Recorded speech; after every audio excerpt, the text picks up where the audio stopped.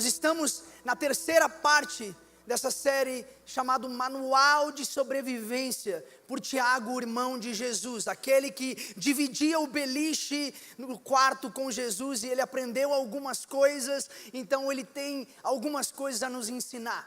E aí nós vemos aqui no livro de Tiago, que ele começa a falar sobre algumas características de um cristão maduro.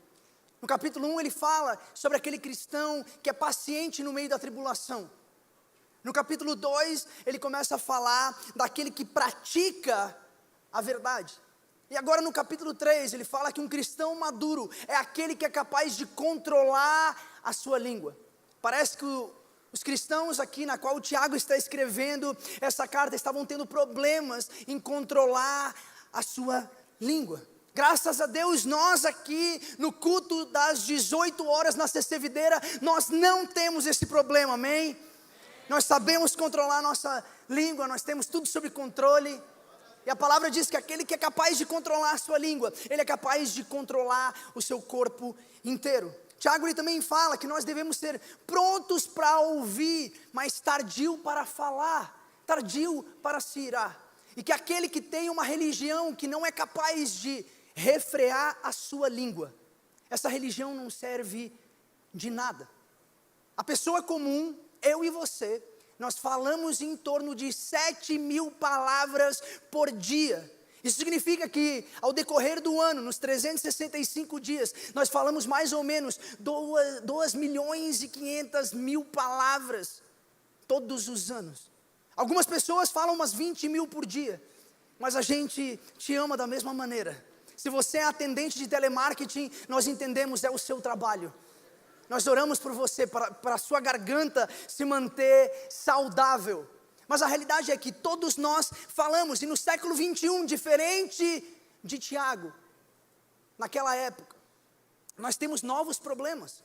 Porque agora você não fala apenas com a sua boca e com a sua língua, mas você fala também usando os seus dedos.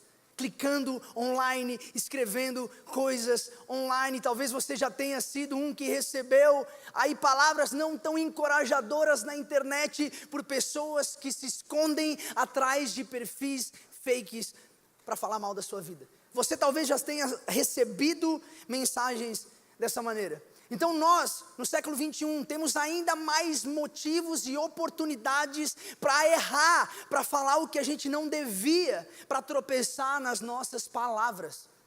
Então, eu e você, mais do que nunca, nós precisamos de cuidado com o que nós falamos. É por isso que o título dessa primeira parte da mensagem é Cuidado com o que você fala. No começo de Tiago, no capítulo 3, ele começa falando, nos encorajando, de maneira não tão encorajadora, se é que você me entende, mas ele fala assim, ó, não busquem ser mestres e a ensinar as pessoas, porque aqueles que são mestres, aqueles que ensinam, eles serão julgados mais severamente. Por que isso? Por que aqueles que ensinam, e principalmente a palavra de Deus, serão julgados mais severamente?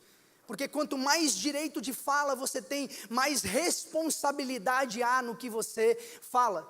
Um estudante, ele ouve, o mestre ensina. Aquele que ensina, então, ele precisa ter muita responsabilidade com cada palavra que sai da sua boca. Mas essa palavra não serve apenas para os pregadores, os pastores, os líderes de IGC, aqueles que são professores. Mas serve para mim e para você hoje aqui. Principalmente porque nós vivemos num tempo onde todo mundo tem uma opinião formada sobre todas as coisas. Todo mundo quer ser professor, todo mundo quer dar conselho. Você pergunta sobre política, eu sei. Você me pergunta sobre religião, eu tenho uma opinião. Sobre futebol, eu tenho uma opinião. Sobre a Bíblia, eu sei algo sobre a Bíblia. Sobre a vida dos outros, aí eu tenho o conselho perfeito para arrumar a sua vida. Se você apenas me escutasse. É engraçado que parece que conselho para a vida dos outros é muito mais fácil do que conselho para a nossa própria vida, não é mesmo? Parece que a situação do outro é sempre tão fácil de ser resolvida. O problema é a minha. Mas a verdade é que Tiago ele não está interessado no tanto que você sabe, mas o que você faz com o que você sabe. Se você pratica o que você prega, se você pratica o que você fala. Um dos maiores poderes que Deus nos deu é o poder das nossas palavras. As tuas palavras podem construir ou destruir, podem edificar ou podem demolir, podem encorajar ou pode desencorajar alguém. Tem o poder de mudar a vida de alguém para o bem ou para o mal. Essa é a realidade do poder que está nas palavras. A mesma boca que às vezes adora Jesus e pode orar e bem dizer, é também a boca que pode contar mentiras, e pode enganar, e pode falar mal, e destruir uma reputação. Tudo isso está no poder da palavra. Então o que eu e você estamos comunicando? O que eu e você no dia a dia estamos falando? Para que você tem usado as suas palavras? Como você tem usado na internet? Quando alguém corta a sua frente no trânsito, e aí você começa então a usar o ministério da buzina ungida, e a proferir palavras de grande encorajamento e consolo para o cidadão. Você sabe do que eu estou falando? Eu e você, às vezes nós temos essa facilidade de machucar as pessoas na qual nós mais amamos.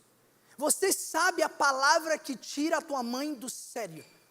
Você sabe qual é a frase que você vai falar que vai deixar o seu irmão muito triste. Você sabe atingir o coração das pessoas que você mais ama de maneira tão fácil e volátil.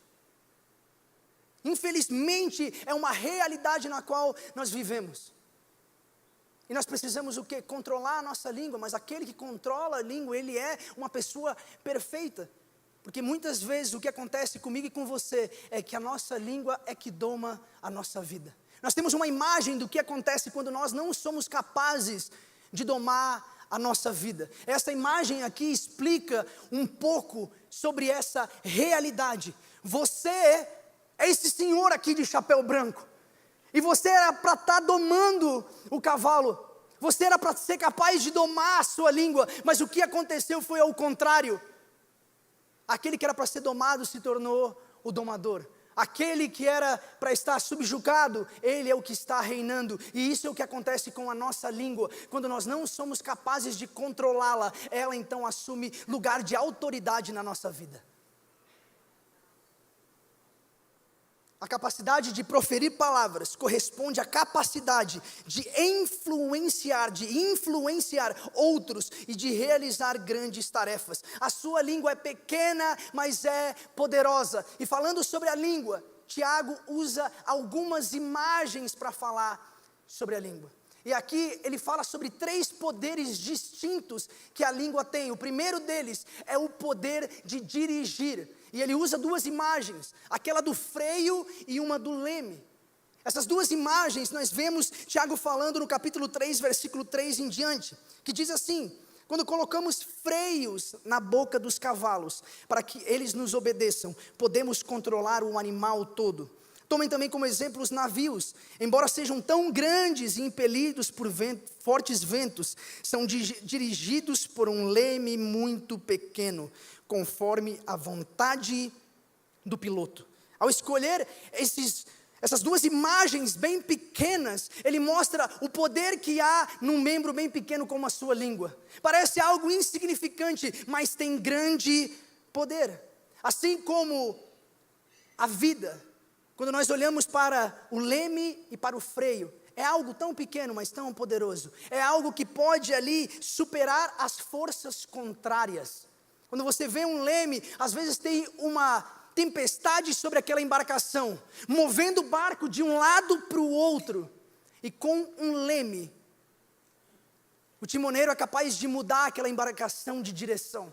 Quando nós olhamos para o freio de um cavalo, parece algo tão pequeno, um animal tão grande se movendo em uma direção, e aquele pequeno freio, nas mãos corretas, é capaz de fazer com que mude de direção um cavalo tão poderoso. Algo tão pequeno, mas que exerce tão grande poder. Assim é a língua, que também tem que superar forças contrárias. O que isso significa? no seu trabalho, quando o teu chefe diz palavras que não são tão encorajadoras para você, como que você decide responder?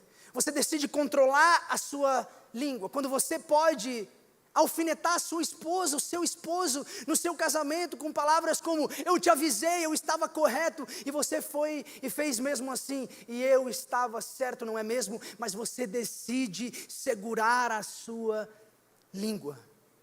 Quando você discorda do seu líder de GC, quando você pensa que ele poderia fazer GC de outra maneira, falar de outra maneira, liderar de outra maneira, mas você então resolve superar as forças contrárias e segurar a sua língua. Mas a realidade é que, assim como o freio de um cavalo precisa de uma mão forte, um leme também precisa de uma mão forte para guiar um navio. A língua também precisa ser segurada por uma mão forte. E essa não é a minha ou a sua mão, porque nós não temos esse tipo de poder. É só a mão de Jesus na nossa vida é que pode transformar as nossas palavras. Só ela que pode, esse poder é que pode domar as nossas palavras, domar a nossa língua. A morte e a vida estão no poder das palavras, estão no poder da língua. Pessoas se suicidam todos os anos porque foi praticado bullying com elas numa escola, numa faculdade. As suas palavras têm poder, e poder de guiar a vida das pessoas, ou para um lugar seguro e bom, ou para a beira de um precipício e de um penhasco, e destruir a vida delas. Como você então, nessa realidade, tem usado as suas palavras? Porque se a realidade é que a boca fala do que o coração está cheio, então, se Deus é Senhor do meu e do seu coração, Ele será também Senhor dos nossos lábios. Se Ele é Senhor do nosso coração, a nossa fala vai ter que ser transformada. A gente vai agir de maneira diferente, a gente vai falar de maneira diferente, nós vamos nos portar de maneira diferente. O segundo poder que a língua tem é o poder de destruir. E as duas imagens que Tiago usa, é primeiro a imagem do fogo, e aí depois a imagem de um animal. E diz assim no versículo 5: assim também a língua é um fogo, é um mundo de iniquidade, colocada entre os membros do nosso corpo, contamina a pessoa por inteiro, incendeia todo o curso de sua vida, sendo ela mesma incendiada pelo inferno. Toda espécie de animais, aves, répteis e criaturas do mar doma-se e é domada pela espécie humana. A língua, porém, ninguém consegue domar. É um mal incontrolável, cheio de veneno mortífero. Que palavra de encorajamento num domingo às 18 horas, não é mesmo? Mas essa é a palavra, é o que a palavra diz. Então, vamos tentar tirar o que Tiago está querendo nos ensinar aqui, para nós aprendermos e vivermos uma vida diferente a partir da palavra de Deus. Em 2018 teve um incêndio na Califórnia. Esse incêndio se alastrou muito rápido e destruiu 115 mil hectares de terra. Isso é aproximadamente 115 mil campos de futebol. E aconteceu rapidamente. E quando eles foram ver o porquê que isso tinha acontecido, como isso tudo começou, foi por causa de uma faísca, um atrito entre o pneu e o asfalto num dia quente, num dia seco, destruiu muita coisa. A realidade é que vidas secas, que não fluem o rio do Espírito, com palavras acesas, são capazes de incendiar, de criar incêndios imensos na vida de muita gente. Será que eu e você, as nossas palavras, têm causado incêndio, tem sido como fogo que você fala e incendeia uma vida inteira, destrói a vida de uma pessoa se sente desencorajada, uma pessoa se sente talvez que os seus sonhos estão mortos por causa das palavras que você proferiu sobre ela. Assim como o fogo, as nossas palavras, elas se alastram rapidamente e produzem nas pessoas, ou vida ou morte. O que nós estamos falando, o que nós estamos proferindo sobre a vida das pessoas? Talvez as nossas palavras não vão destruir 115 mil hectares de terra, não vão destruir cidades, mas certamente tem o poder de destruir vidas e almas para toda a eternidade. Agora, eu chamo você a participar de um elemento criativo, se chama assento premiado. Talvez você sentou numa cadeira e nesse bolsinho que tem na frente da sua cadeira, testa para ver se você é sorteado. E ali nós teremos uma bala, ou o que vocês chamam de bombom aqui. Então você pode abrir e começar a experimentar essa bala. Esse é um elemento criativo onde todos são convidados a participar. Se você tem alguma alergia, eu te aconselho a não fazer parte disso. Nós temos algumas pessoas acenando, os sortudos da noite, ou não, saberemos daqui um pouco. Mas eu peço que você abra e experimente essa bala, esse bombom. O que você pode fazer, se você já não gostou do que está acontecendo ali, você pode oferecer para o seu amigo, porque essa é a realidade. Olha para o amigo do lado e faz...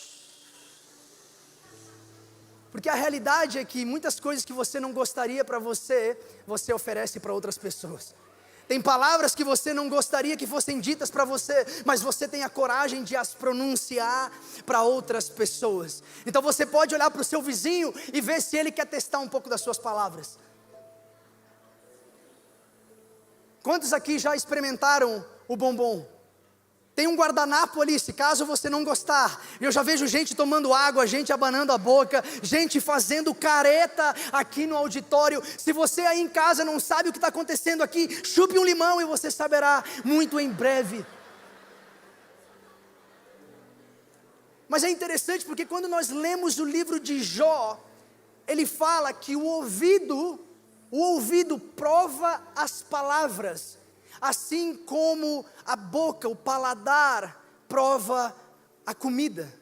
Ou seja, quando você diz alguma coisa para alguém, você pode até falar assim: ei, essa não foi a minha intenção, não foi bem isso que eu quis dizer, mas depois que a palavra saiu da sua boca, ela já marcou uma vida.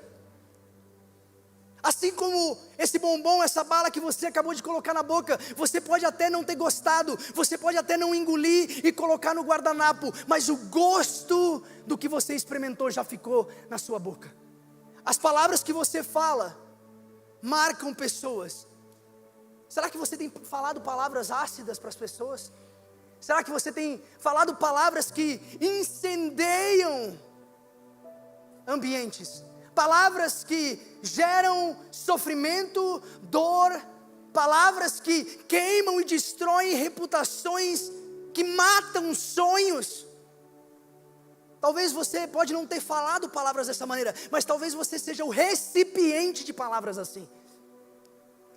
Talvez quando você era pequeno demais, você já ouvia palavras como: você nunca vai dar nada, você é um erro, você é um fracasso, você nunca faz nada direito, você nunca vai ser ninguém na vida. Mas eu oro que essas palavras hoje vão ser quebradas pelo poder do Espírito Santo, e você vai começar a acreditar, não no que o inimigo diz a seu respeito, não na opinião das pessoas, mas no que a palavra de Deus diz a seu respeito, no que a opinião de Deus é sobre a sua vida. Mas será que as minhas e as suas palavras têm sido lenha para a fogueira? Ou a gente tem usado as nossas palavras como água em um incêndio? Será que as tuas palavras têm gerado mais combustível para o fogo? Ou elas têm acalmado ambientes? 3 coisas que não voltam mais: é a flecha lançada, é a palavra falada, e a oportunidade perdida. Uma vez que você falou a palavra, não tem mais como pegar de volta. Ela vai chegar no coração de alguém, ela vai machucar alguém. E aí Tiago também compara a um animal. E a língua então tem esse mesmo veneno que alguns animais têm. Existem alguns animais que são venenosos, mas existem algumas línguas que são venenosas. E aí você, assim como o veneno que parece algo oculto e lento, mas no final mata, existem algumas conversas que parecem insignificantes, mas você vai lá, despeja um pouco de veneno aqui, e aí começa a se espalhar, e aí começa a tomar conta, e às vezes chega naquela pessoa na qual você gostaria de ferir. E aí mata um sonho, mata uma liderança, divide um relacionamento, destrói uma vida. Acontece que animais podem ser domados pelos seres humanos, até o fogo pode ser. E quando é domado, animais podem trabalhar, e gerar lucro para o ser humano, ou você pode domar o fogo e assim se esquentar num dia de inverno.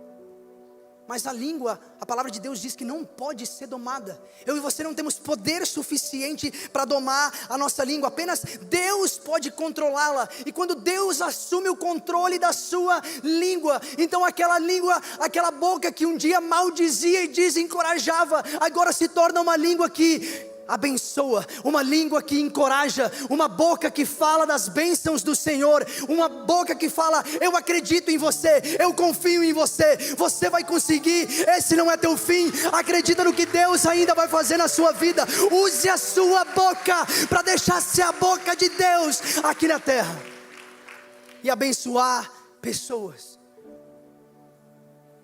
E a terceira coisa, o terceiro poder que a língua tem é o poder de satisfazer.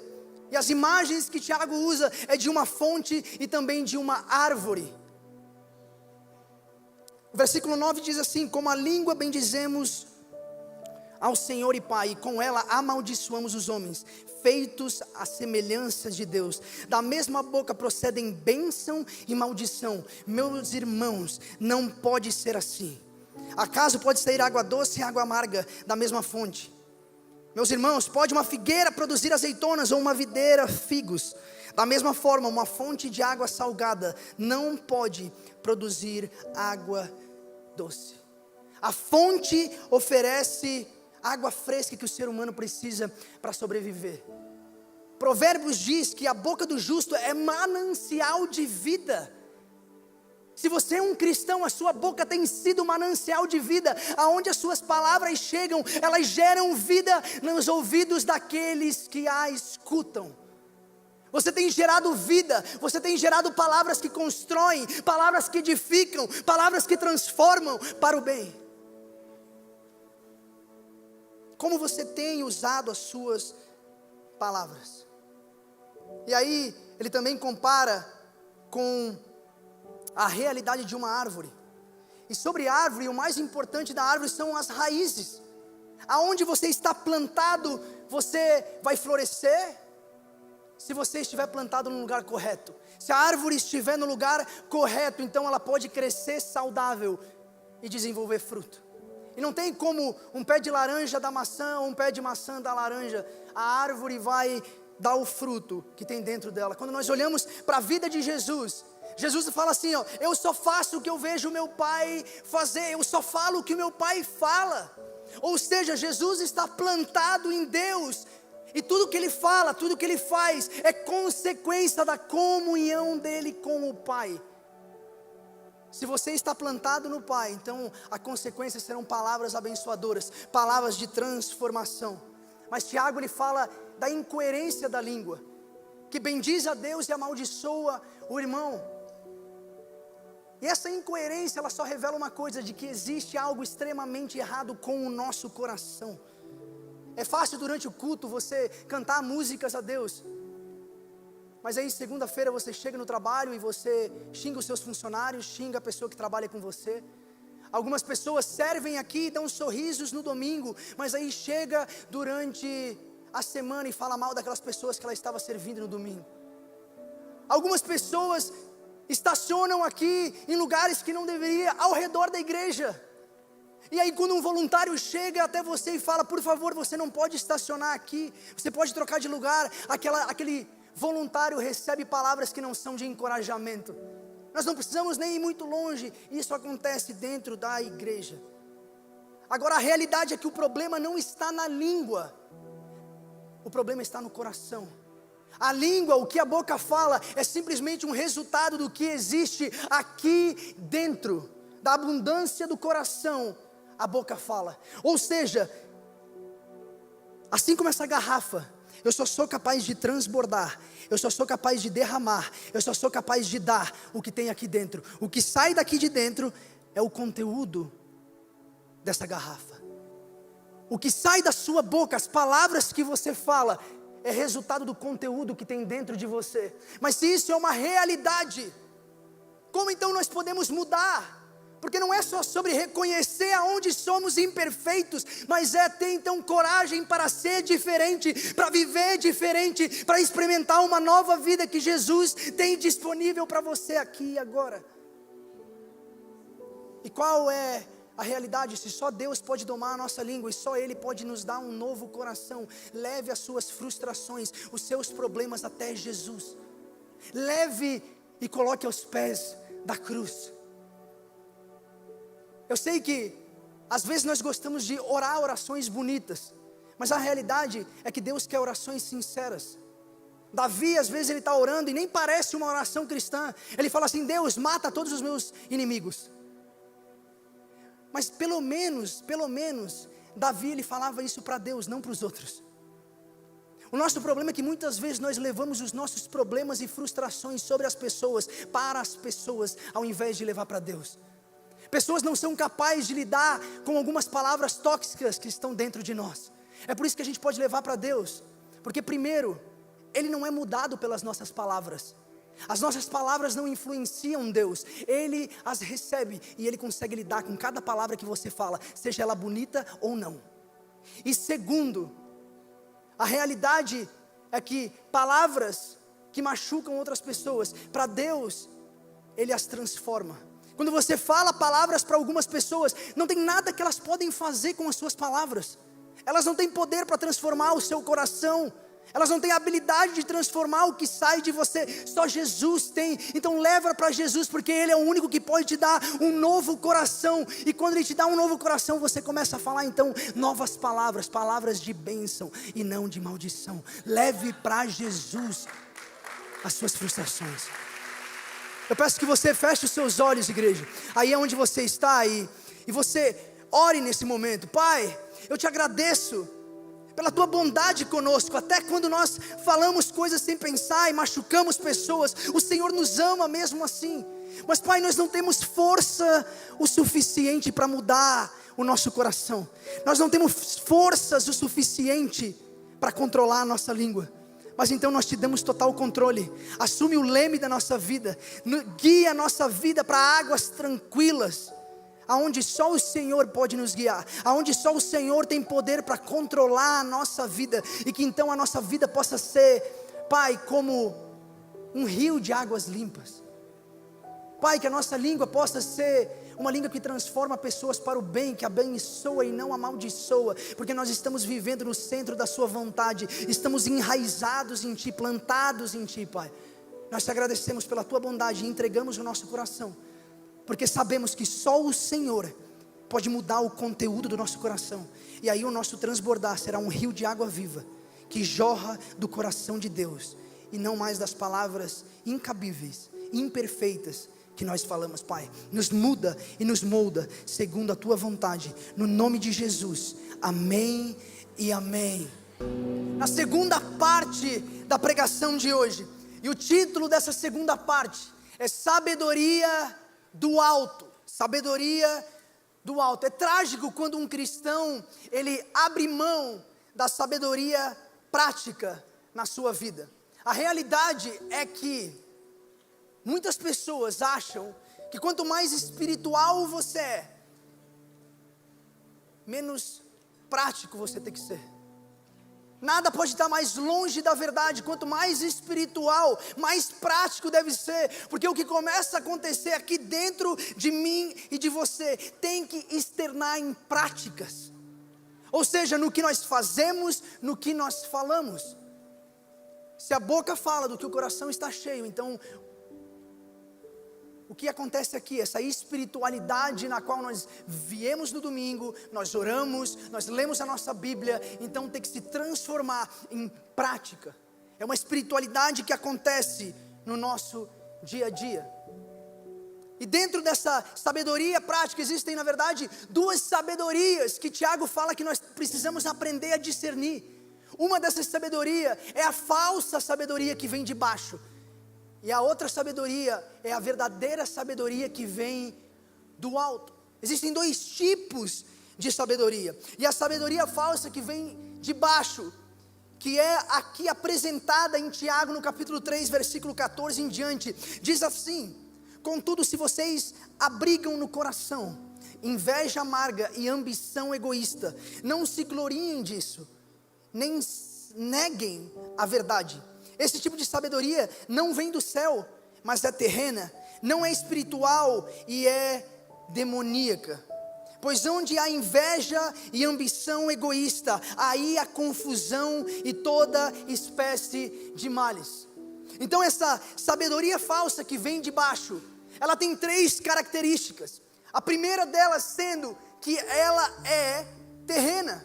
As suas pautas são medidas de maneira terrena.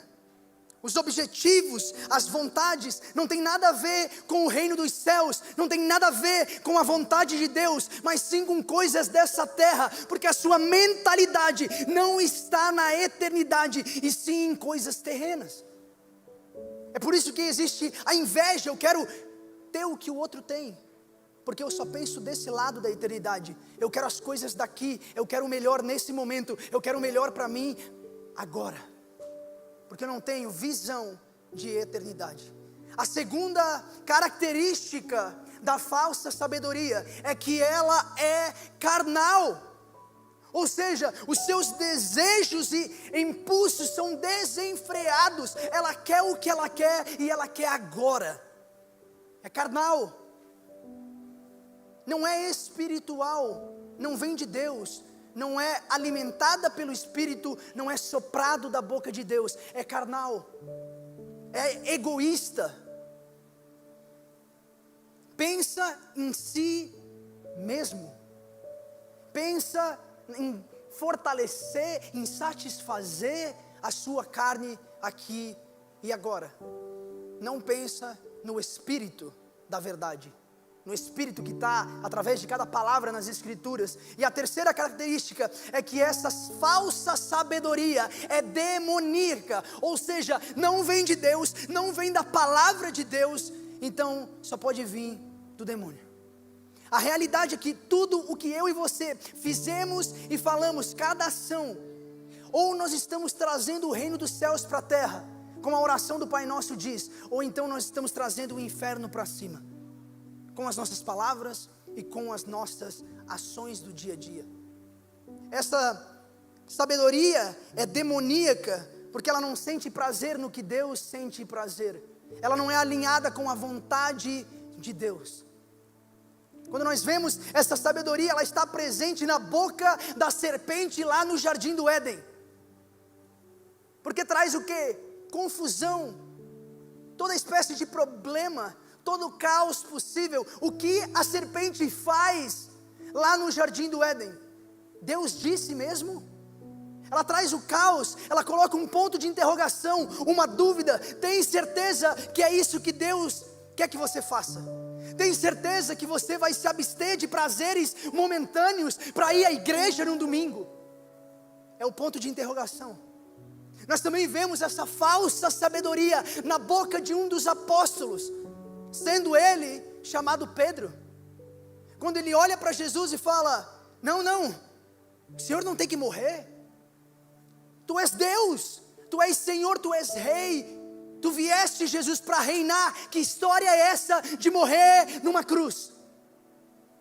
Então Pedro, ele está apelando porque ele esperava por um rei, e um rei assim como era o imperador de Roma, poderoso, com a força do braço desse mundo, com a espiritualidade de uma sabedoria que não é divina, que só enxerga o agora, que só enxerga o que é terreno. Pedro quer reinar com Jesus, porque ele não tem mentalidade de eternidade ainda. Então o que Jesus ensina para Pedro naquele momento, ele fala assim: para trás de mim, Satanás, isso aqui não é palavra de Deus, isso aqui não é vontade de Deus, isso aqui é sabedoria de baixo. Você não está conseguindo ver o que Deus está fazendo aqui, Pedro. Isso não é a sua boca falando, isso é sabedoria diabólica. Sabedoria que vem de baixo, ao invés de unir as pessoas, ela destrói relacionamentos. Ao invés de produzir companheirismo, ela produz conflito nas relações pessoais, problemas, falta de comunicação. Mas aí, em segundo plano, nós temos a sabedoria verdadeira que vem do alto. A sabedoria verdadeira que vem lá do alto, ou seja, ela não vem de ideias humanas, ela não vem de ideologias humanas, ela vem direto da boca de Deus, através do Espírito, que é vivo e eficaz na minha e na sua vida, aqui e agora, hoje, presente. O Espírito de Deus morando dentro de mim e de você não é algo que o homem obtém, mas é algo que Deus concede. Se você tem falta de sabedoria, a Bíblia diz, peça a Deus que a dá abundantemente. Se você precisa de sabedoria, então peça a Deus. Mas Tiago no capítulo 3, versículo 17 e 18 diz assim: mas a sabedoria que vem do alto é antes de tudo pura, depois é pacífica, amável, compreensiva, cheia de misericórdia e de bons frutos, imparcial e sincera. O fruto da justiça semeia-se em paz para os pacificadores. A sabedoria verdadeira ela é constituída então de algumas características também. A primeira delas é que ela é pura. Ela não está procurando uma outra motivação, ela não tem uma motivação escondida. Ela é pura em tudo que ela faz. Ela não quer ganhar de alguma maneira, mas ela age sem egoísmo algum. A segunda coisa, ela é pacífica. Ela quer construir relacionamentos com o outro e quer também aproximar pessoas de um relacionamento mais profundo com Deus. Ela quer obedecer a palavra. A terceira coisa é que essa sabedoria, ela é amável, compreensível, tratável, disposto a ouvir, a raciocinar, a dialogar, a amar como Deus amaria as pessoas. Então essa sabedoria é transformada em palavras de encorajamento, de amor para com o outro. Essa sabedoria divina, ela também é misericordiosa. Age com misericórdia para com o outro, mesmo quando está certo e a justiça dá o direito de julgar, ele prefere então perdoar. Mesmo que ele pudesse condenar, ele prefere dar a carta branca, ele prefere acreditar nas pessoas, porque usa misericórdia. A sabedoria divina, a sabedoria que vem do alto, ela também é imparcial. Ela não defende o meu amigo só porque é meu amigo. Verdade é verdade, independente se a pessoa a quem diz é meu amigo ou não. É imparcial. Deixa o teu sim ser sim e o teu não ser não. Mas não é o teu sim segundo a sua opinião, não é o teu não baseado na sua opinião, mas é o que a palavra de Deus diz, é o sim da palavra, é o não da palavra, não é a minha, não é a sua opinião, é a opinião de Deus. As minhas pautas estão baseadas na imparcialidade da palavra de Deus. E a última coisa, ela é sem hipocrisia. A verdadeira sabedoria que vem do alto é sem hipocrisia. Não tem fingimento, não tem ali vontade de manipular alguma coisa, não fala algo pela frente e depois algo diferente pelas costas. É sincero nas palavras, por mais que cuide com as palavras, mas não mente, é sincero. Mesmo quando é necessário ter as conversas, essa pessoa vai lá e tem as conversas. Então aqui existem dois tipos de sabedoria: a sabedoria falsa que vem de baixo e a sabedoria verdadeira que vem do alto. Eu espero que com essas características específicas de cada uma, eu e você hoje aprendemos a como discernir melhor uma da outra, mas para que a gente possa aí testar a nossa teoria. Então nós vamos ver aqui algumas frases que são sabedoria comum, popular, e saber se essas frases aqui então se encaixam dentro da sabedoria que vem do alto ou da sabedoria que vem de baixo. Qual é a primeira frase que nós temos aqui no dia de hoje? Ouça primeiro, fale depois. Isso é sabedoria de baixo ou é sabedoria do alto, igreja? Sabedoria do alto. Porque está pronto a ouvir,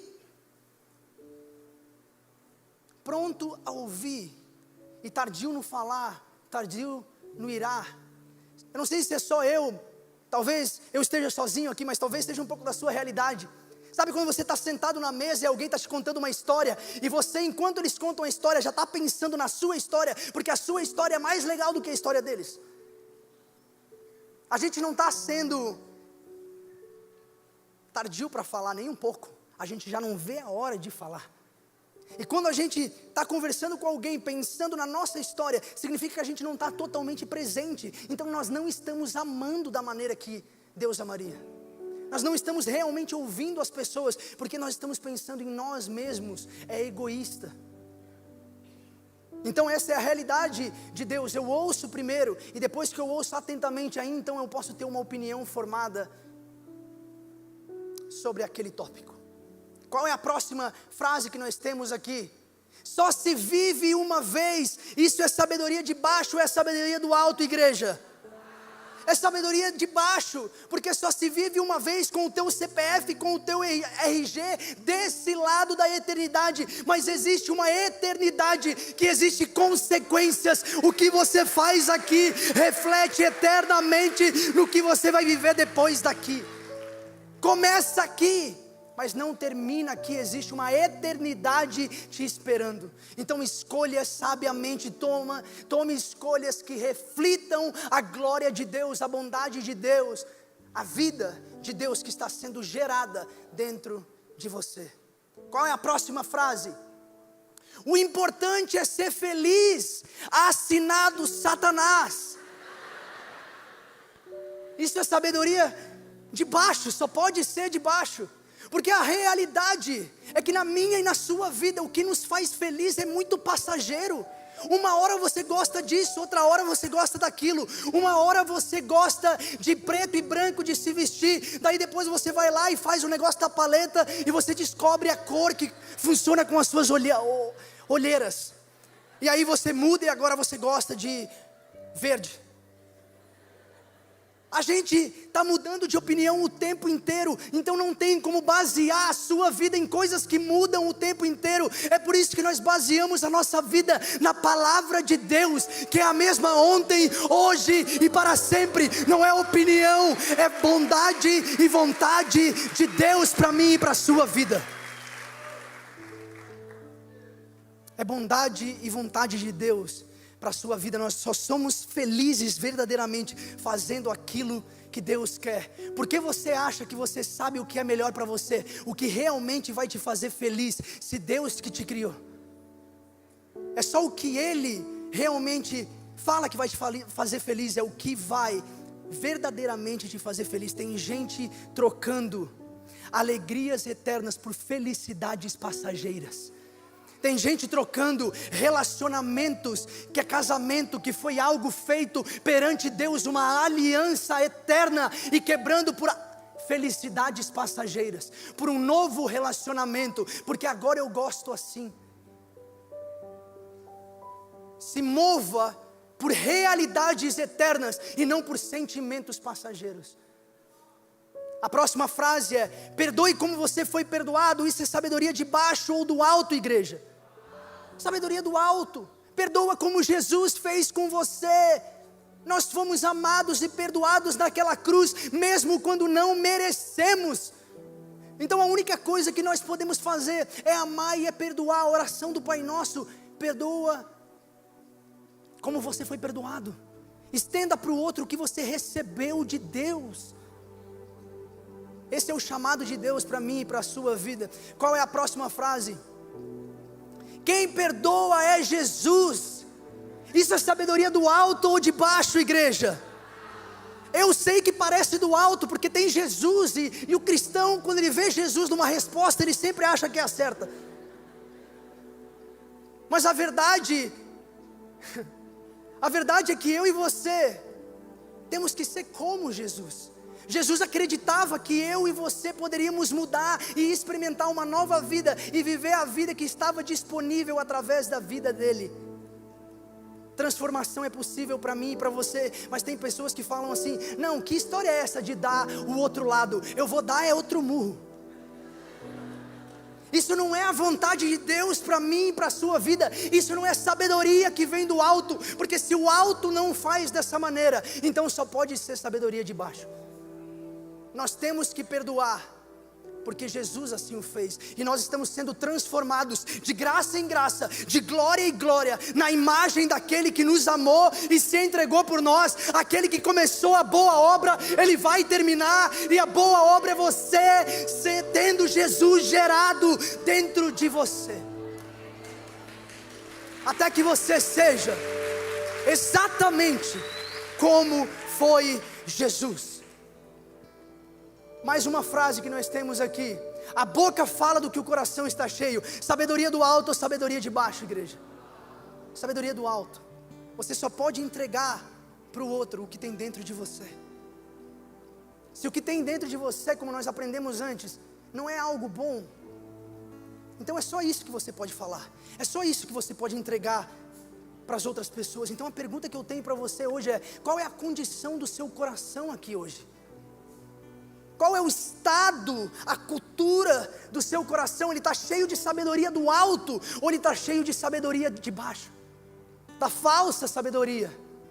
Você tem vivido com os preceitos e conceitos de Deus sobre a vida e sobre você?